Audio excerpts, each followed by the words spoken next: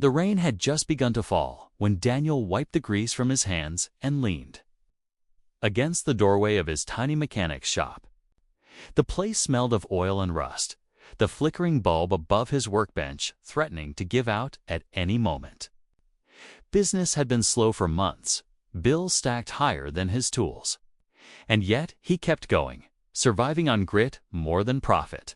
That evening, the sound of uneven footsteps echoed outside. A young woman appeared, limping badly, her face pale, her jeans torn at the knee. She clutched the doorway, eyes filled with both pain and desperation. "Please," she whispered. "I don't have money, but I need help." Daniel frowned, confused.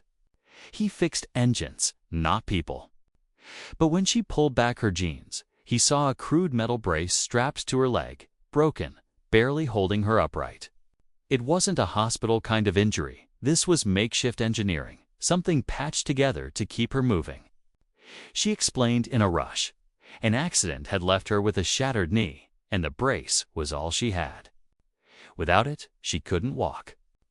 She had no one else, no money, nowhere to go.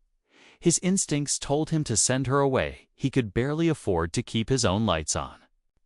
But something in her voice, in the way she refused to beg, stopped him.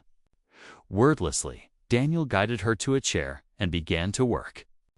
Using spare metal scraps, bolts, and parts scavenged from broken machines, he reforged the brace, tightening, realigning, making it sturdier, lighter. Hours passed, and finally she stood, testing her weight. For the first time in months, she walked without faltering. Tears filled her eyes.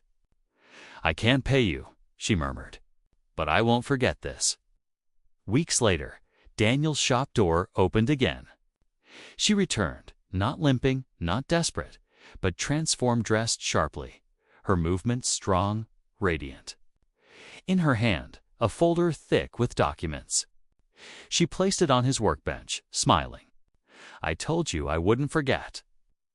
Inside were contracts, investments, opportunities.